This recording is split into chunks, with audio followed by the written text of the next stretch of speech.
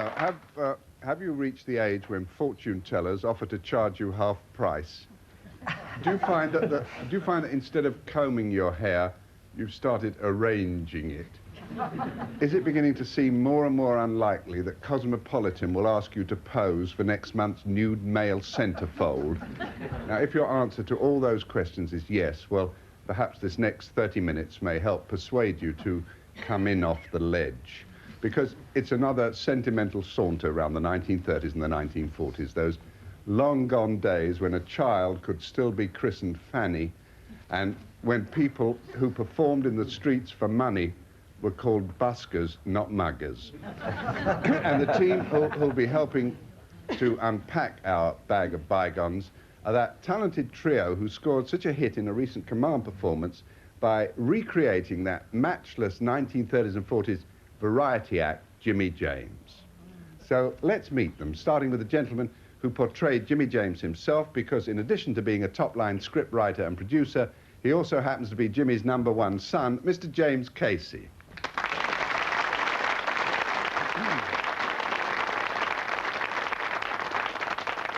And next to Jim, the Adonis of the ankle-length overcoat, that other Jimmy James indispensable, the man who could hold seminars in Gormless, Mr. Eli Woods.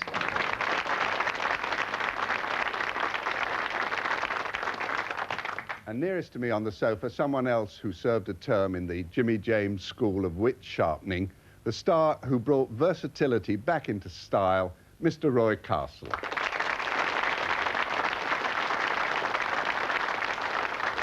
Well, for their first expedition up the long ago, we're giving them something that dates back to 1932, the year that brought us a lad called Roy Castle and a song called Everybody's Playing with Their Yo-Yo. It also provided a film called Hollywood on Parade, in which we found a cameo appearance by this sophisticated trio. How are you, boy? Okay, I'll take Scotch and soda. You will, eh? None of that nonsense. Oh, listen, I beg your pardon. Please, I beg you.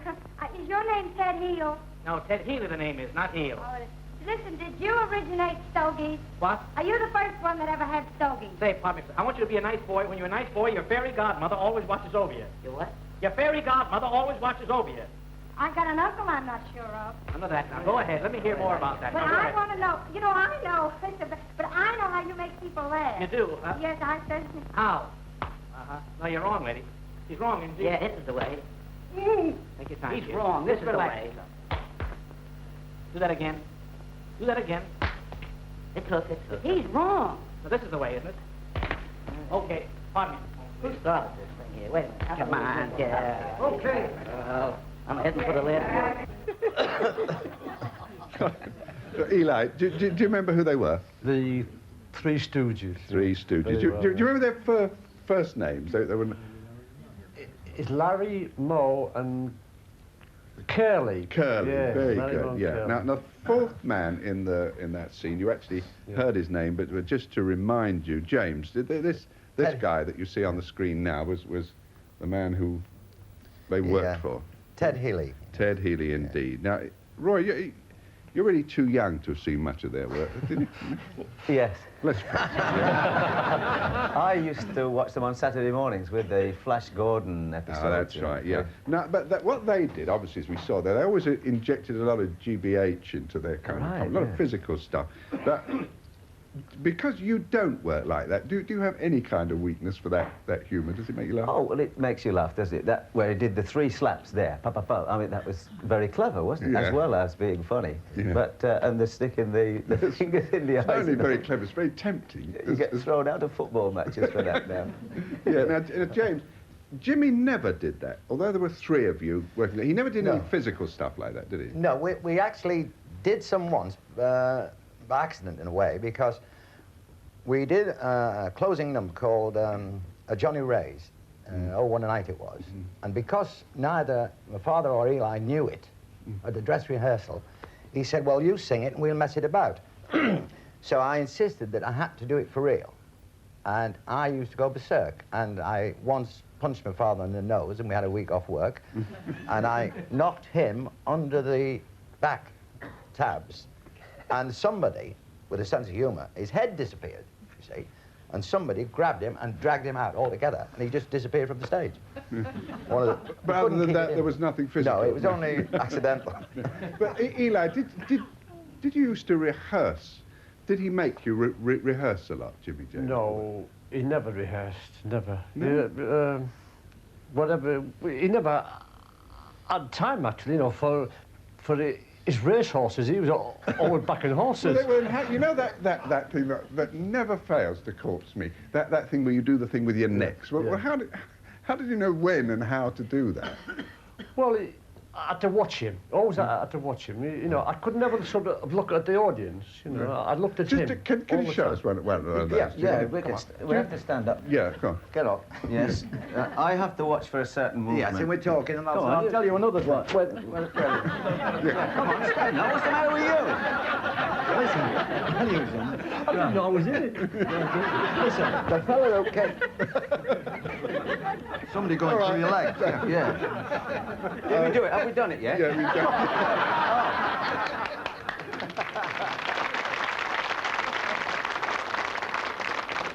Well, of course, one of the reasons we started with the Three Stooges then was because that's a word that our team here had to get used to being called while they were members of Jimmy James' act. And now, Eli, was the word stooge a term that you objected to in any way?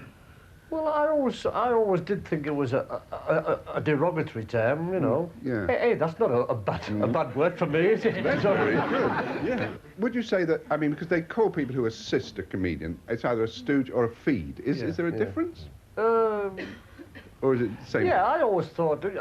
Well, I mean, when I think of a feed, I used to think of Jerry Desmond, you know, a feed. Yeah. He was a feed, and I used to think of myself in those sort of terms. I mean, not that I was able to sort of talk as fast as he did, but... Absolutely. Yeah. James, although the people who helped, or I won't say Stooge, who helped Jimmy James with his act through the years, although they changed, their names remained the same. They always billed by the same names. Well, to remind mainly he used two, Hunton Conyers and Bretton Woods. Yeah. Now, where would they come from? Well, Bretton Woods was the Bretton Woods Conference. Yeah. And he saw that, so he said, that's a great name. Yeah. And the other one, we were driving, and it's in Yorkshire, there's a little place. We were driving up one day, and he looked at the stooge then, who was my uncle, and he said, that's your name, Hunton Conyers. Great stage name, that. So that was it. Yeah. Well, I actually looked up that derogatory word, stooge, to try and find its origin, and the nearest I got was a bit of guesswork. That it was actually derived from the same root as the word student. Now, Roy, would you say that you were in any sense a student while you served your time with Jimmy James? Absolutely, because I think I've got much more benefit from those days later in my life than straight away. I didn't... One thing that always used to amaze me was that his bottle never went, you see. Even if you got a bad audience, say, Tuesday night first house, where nobody's laughing, or they're just the landladies or the shopkeepers who've got him because they put the sign in their window and just sit there glaring at you. And he still never used to get nervous, and his mouth didn't dry or anything like that. And later on, I've had some bad experiences, and I always try to think of him then, and carry on as if it's going okay. This, you know, it'll be all right come Saturday. It's amazing how comedians always tell you about the times that they went bad. Well, that's the one that really hurts. Anyway, it makes it about time that we had a taste of Jimmy James himself in action. Now, although we can't show you a clip of his stage act, it's a deplorable fact, but to the best of our knowledge, no film record of that seems to have been kept. But nevertheless, we have managed to get hold of a sound tape of one of his routines where he takes Eli to a vet.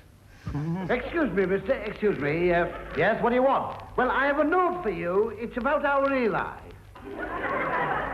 What's the note about?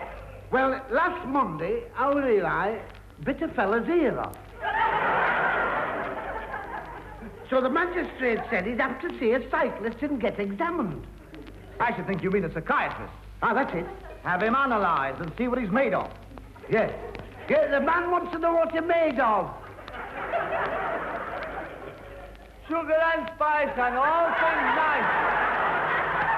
That's what little girls are made of. See, we've never told him any different.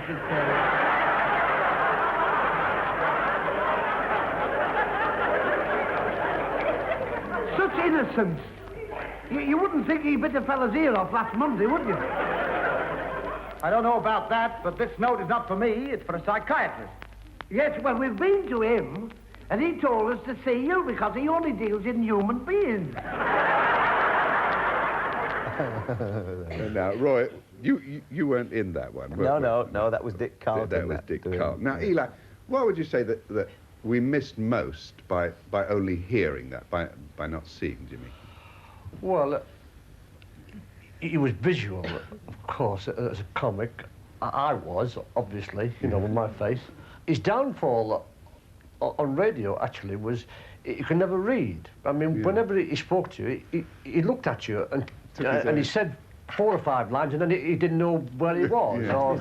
So we had to go like that, you know. Of course, another thing we missed there, Jim, was that thing stuffing to do with a cigarette. Oh, the cigarette, yes. Yeah, I'll talk to Roy. And I'll light it because I like one anyway. Well, what was the thing about him? Was he didn't smile? He was a comic who didn't smile. Yeah, he was supposed to be the sensible one, trying to sort out 2 loonies, one each side of him, and he started to talk much more drivel than them in the end, you see. But still, his face never cracked. I don't think he wanted to actually smile. And his timing, of course, with the cigarette, he was just about to take a puff of the cigarette, and then it come out with the best line of all. You see, that used to catch you off. Just show us that face. Oh, I've got it. Something like that. Anybody's ever smoked. You can do this better without filters. Oh, really? You get more smoke, yes. Filters good. Now, did you, because you worked together so often, Roy, did you, you must have been so close, did you develop a kind of private shorthand or system of signals for that? Oh, yes, he was really super. It was great in the dressing room because he could say things that meant something else, you see. If you wanted to get somebody out of the room, there's somebody in the room saying, yes, oh, well, we'll make again. No, he's sitting there and he's going, oh. He used to get up and he used to say, I'm just going to check the hamper, which meant get him out. What was, Roy, what was your favourite of Jimmy James's routine? Well, I never actually worked with him when he did the chipster, but of course everybody talked about the chipster, which was... just a minute of it. First of all, there's the batterer, where you had to learn how to do the battering. You slap it in, it's in, out, sling, and you've got to be very careful that the fat doesn't splash in your eye, otherwise you get the permanent wink. And then you can also get the batterer's elbow, you see, if you're not careful. And he said, if you've got the permanent wink and the batterer's elbow and you're walking down the street, people walk across the other side of the road, you know. And then, you've got that. And then he said, and the chipster, of course, you've got to be very good. Now, chipping, it's on, pull, chop, on, pull, chop, on, pull, chop. And get your fingers out quick, otherwise you'll have more chips than you've chopped. You can always tell a bad chipster. He'll walk into a pub, he'll say 4 pints, he'll forget. Thank you. Well, our next film clip straddles the break. Half an hour, the second bit, opening part 2. But we've plucked it out of a 1943 musical called Stage Door Canteen because it provides as delightful a dance routine as you'd come across in a day's march, which was what a lot of us found ourselves doing that year.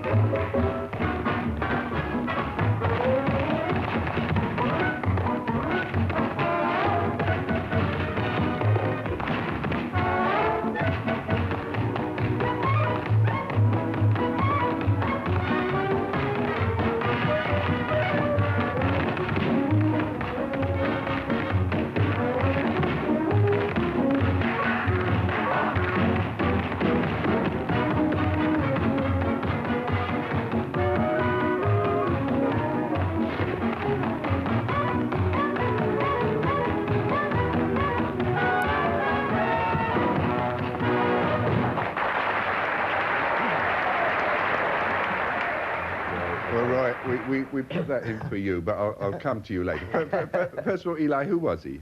Well, Jack Hulbert. he was a variety act, wasn't he, really? In those days, you know, his name was Ray Bolger. That's right, he came from But it Vaudeville. was a variety act, that was.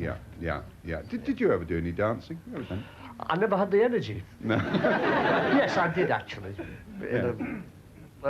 We used to do a thing with his dad, and we used to do a bit of a, you know, not very Bit of a sort wallop. of arduous, Yeah, you know. yeah. Now, James, reverting to Ray Bolger, of course, the other film that most people associated with was the one where he was in this get-up, you can see. Now, Oh, yeah. what film was that? Wizard of Oz. Wizard yes, of Oz. Yes. And the name of the character he played was? Scarecrow. Strawman. Strawman, Yeah, yes, yeah, yes. Scarecrow, Strawman. And can you identify the other actors there playing the other two get-ups? Bert Lahr as the lion. Cowardly Lion, yeah. Yes. And the Tin Man. Jack Haley. Jack Haley, yes. Jack Haley. Now, Roy, what about Roy? Ray Bolger as a dancer. I always think that he's very much like your style, very leggy and a lot of leg movement. Yeah, it's what you call humorous dancing, really. Yeah. It's almost eccentric stuff. I've watched him work live, actually, in Reno, and he does a terrific dance. So he's getting on a bit now, and he did. When I saw him, he must have been about 60, and he was still dancing very well. Some of us do, you know. Who was your favourite film dance? Well, it was always Donald O'Connor, because I felt to be like Donald O'Connor too, because it was nearly always happy dancing that. Yeah. I never ever could get into the class of a Fred Astaire, because that's what you call Rolls Royce supreme stuff. I think the humorous side of it was for me, and so is Donald O'Connor. Well, give us just one more Ray Bolger memory. The song that we mainly associate with him came out of a musical called Where's Charlie? Remember that? Just give us a little bit of that song. Once in love with Amy, always in love with Amy. Good. I wish we could have more of that. Well, we've got to get the next one. Back to 30s and 40s variety now, with a notable performer of that period, a comedy juggler from whom W.C. Fields, when he was still working in that line, borrowed the trick you'll be seeing on this clip.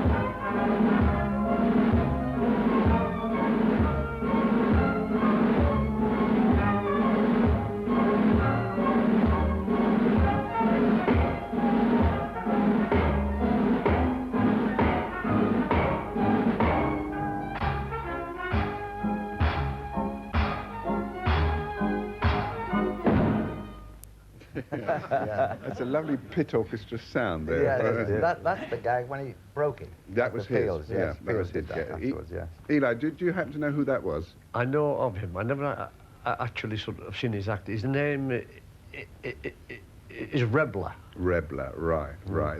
There's another comedy juggler that he called to a lot of people's mind when we were first looking at it, and that was this chap. Now, Roy, I worked with him many times. Yeah. Remember who he was? That's Eddie Gray, yeah, sure. Eddie Monsieur Gray, Eddie indeed. Gray. Yeah. Sure, yes. Well, something else that was typical of the variety world of that time was the way that a stunningly original comedian like Jimmy James always ended his act by singing a song of such surpassingly soppy sentimentality, it left you goggle-eyed. Now, Jim, why did they used to do that?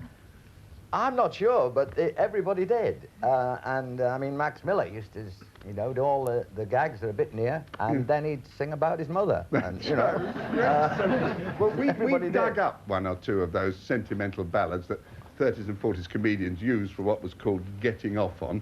So let's turn the team loose on them. Now, Jim, how about having a go at When Your Hair Has Turned to Silver? When your hair... when your hair... When your hair has turned to silver, I will love you just the same. What does he do when she's bald? Yeah. Eli, another great soppy song of our time. When I grow to... Just a little bit. When I grow too old to dream, I'll have you to remember. And the audience are crying their eyes out.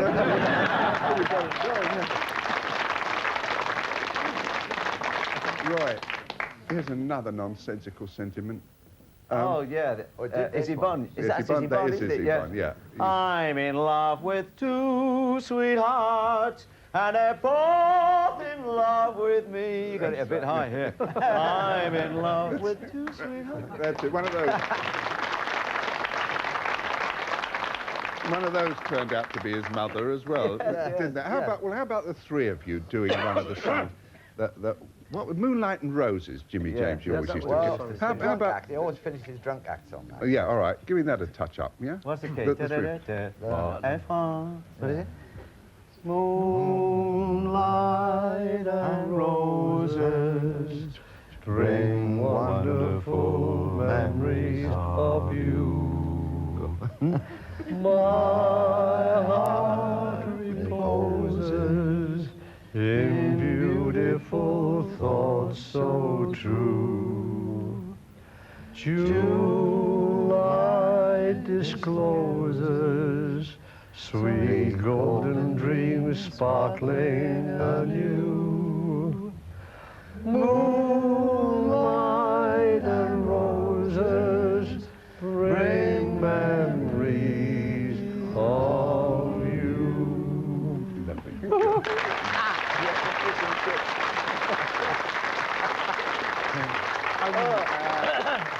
And that is why they closed Finsbury Park Empire and Newcastle. And with that mournful melody, this is where we have to adjourn the meeting. We hope the half hour did something to put a breeze in your sails, but if all we've actually left you with is a vague feeling that on the pin table of life you've begun to read tilt, well, let me remind you how one philosopher defined these particular years. He said it's the age when you not only can't remember most of the things you used to get up to, but of those you can remember getting up to, for most of them you can't remember how, and of those few things you can remember getting up to and you can remember how you used to get up to them, the one thing you can't for the life of you remember is why. See?